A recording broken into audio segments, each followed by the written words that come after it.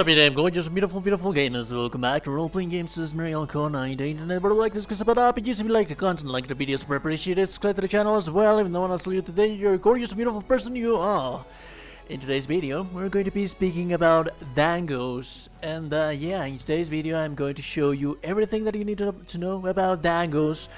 What is a Dango ticket? How to farm infinite amount of Dango tickets.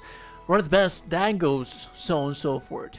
That being said, this gal is going to be our Dango master, the chef master. Basically, a Dango is something that you eat. You should always be eating before going out into a hunt. So, you can pay either with money or you can pay with points, camera points. But if you have a spare amount of points, we will be using those for a different reason. As you can see up there, I have 116 Dango tickets. So let's just eat something real fast in here. A Dango ticket is going to activate the effects of those Dangos 100%. So basically, there is not that much of a combination about Dangos. You have different statuses, different things that Dangos will give you, and they can aid you in your hunts. Beside that, though, they will also, depending on how upgraded, how far you into the story, you are also going to get a bonus for extra 50 health and 15 stamina, which is nice as well, on top of those little effects that you see me having right there. But that being said, let's show you how to get infinite Dango tickets. Again, Dango tickets are going to give you 100% of getting the activation of those abilities that we're going to be discussing about later on the video. So, to get that, if you have extra points, if you have spare points, what you're going to go is you're going to go to the Argosy. If you have the extra camera points, this should take you like 7,000, and trust me, you're really other than the Argosy, you're not going to be really using your camera points that much. And basically what you want to do is go for exchange for items, trade goods, and purchase 99 of these bad boys, 99 raw meats, and that's it. You're going to get charged 5,940 camera points. Let's purchase them right now. And let's head over back to our little gal right here. So, open up the canteen. Once you have opened the canteen, select the option for monthly mix. It is the second option. In here, you're going to see your raw meat that you have just purchased. I have more than 99, but you can do a maximum of 99. So basically you are going to spend 2,475 points. If you have the money, you can also pay with money, but basically you want to cook all of those things, well, those raw meats that you have purchased from the Argosy. Once you have done that, you can use them in your hunts as well, but we're not going to be really using them for that reason. Let's take them, because once you have cooked all that, and you head over right here. Oh, here she is. She's going to have a little glove above her. That means that because of the purchase that you did, she's going to give you Dango tickets. As you can see right there, I received 44 Dango tickets. That's a lot, and that was only like 7,000 camera points, 7,000, 8,000, something close to that, and that is basically a infinite amount of Dango tickets. Now let's talk about the Dangos. Which are the ones that you need to take to a hunt, and which ones you shouldn't? Which ones are useless? Now, first and foremost, you're not going to get all of the Dangos immediately. Once you start playing, you have to progress through the story and do some side quests. Like, for example, let's go to the Huff area. Or maybe I have them here. Let me check real fast. Maybe we do have some quests in here that we have completed for the Chef Tamogi. Yeah. like this one, for example. Every time that you receive a quest, you're going to go to the client and see that it is a quest from Yomogi the chef. Usually, completing these quests is going to reward you with Dangos.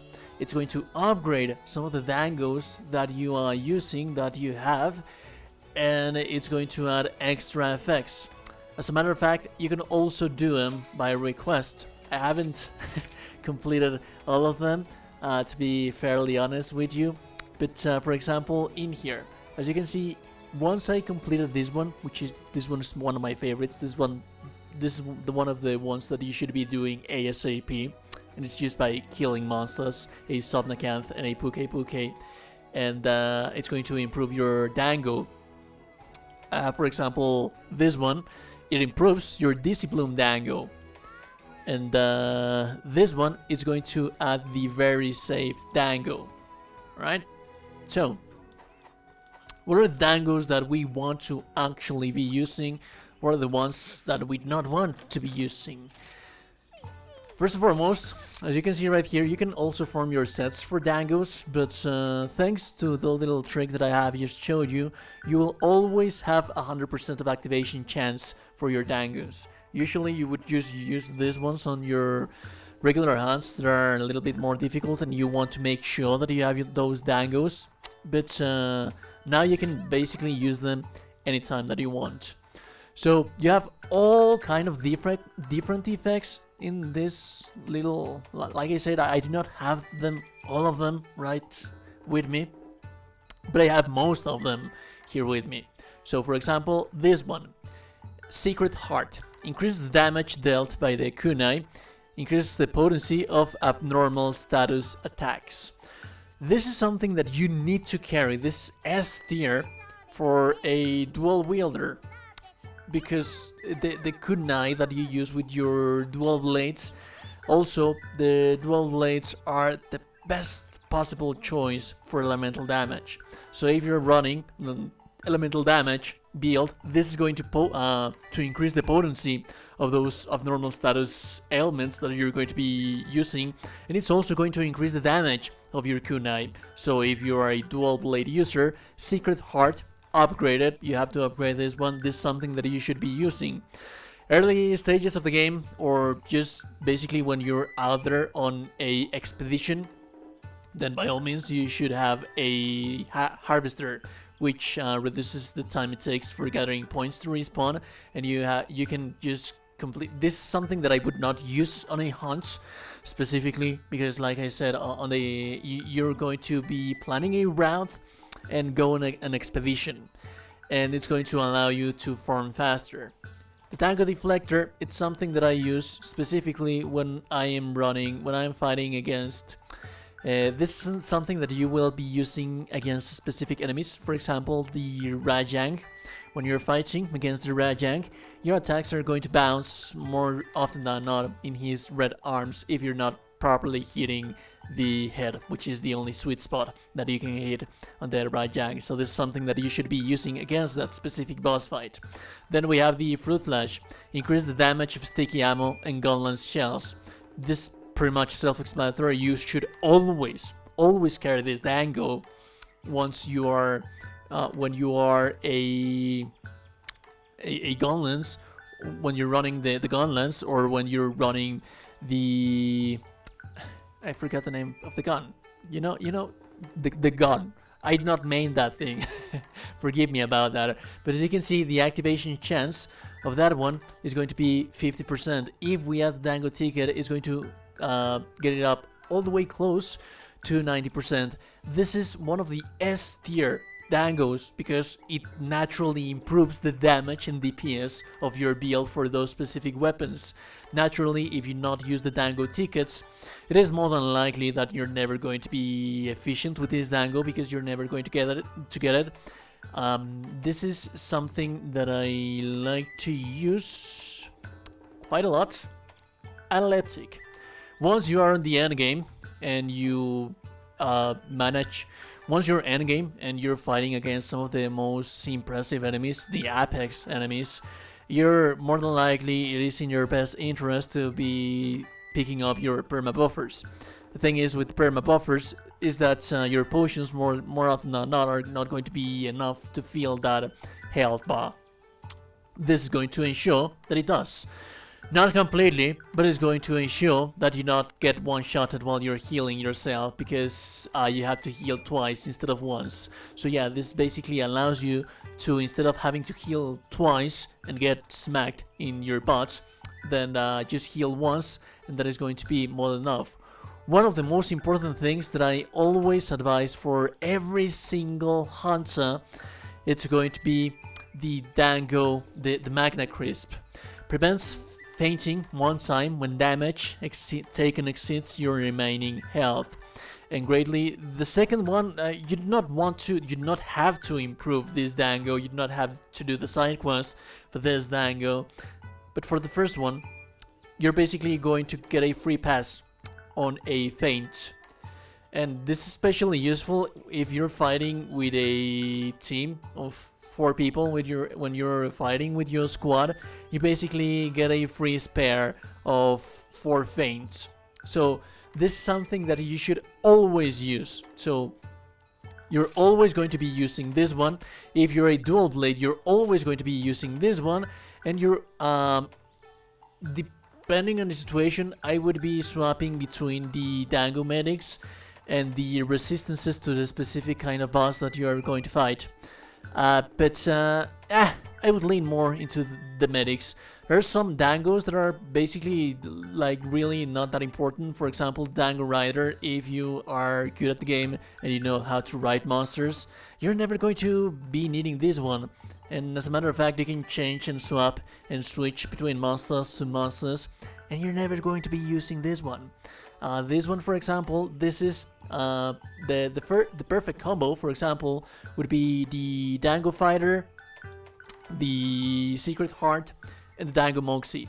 For example, if you're dual blade wielder, this is going to increase your damage, and this is going to increase your demon mode stance. This is going to increase your demon mode stance. This is also very useful for a bow user. Because, for example, if you pair this up with Go Fight Win, as well as a energizing beverage, and this thing, you're never gonna run out of stamina, and you're always going to be dealing DPS. But there are some useless Dangos like this one, decreases stamina depletion while running. Why in heavens would you like to use something like this? So yeah, just bear in mind, again, like I said, one thing that you're always going to be using is this one. At least this one.